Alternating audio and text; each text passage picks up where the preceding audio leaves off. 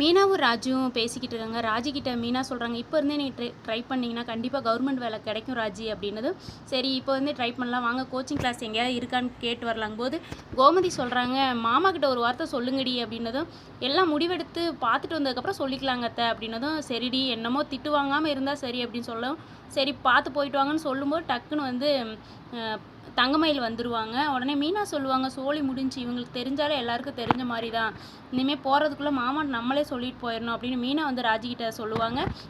சிரிப்பாங்க லைட்டாக. உடனே தங்கமயில் எங்கே கிளம்பிட்டீங்க அப்படின்னதும், கோச்சிங் சென்டருக்கு போகிறோம், இன்னும் 1 வருஷம் இருக்குல்ல எதுக்கு இப்பயே அப்படின்னு தங்கமயில் கேட்பாங்க. இல்லை இப்போ இருந்தே ட்ரை பண்ணால் தான் கிடைக்கும் அப்படின்னு சொன்னதும், மாமா கிட்ட சொல்லிட்டீங்களா அப்படின்னா, இந்த இப்போ சொல்ல போகிறோம் அப்படின்னு மீனா வந்து சொல்லுவாங்க.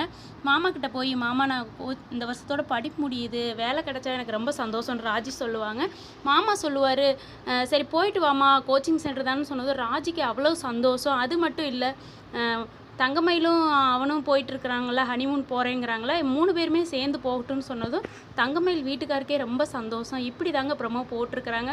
உங்களுக்கு மீனா பிடிக்குமா ராஜி பிடிக்குமான்னு கீழே கமெண்டில் சொல்லுங்கள்.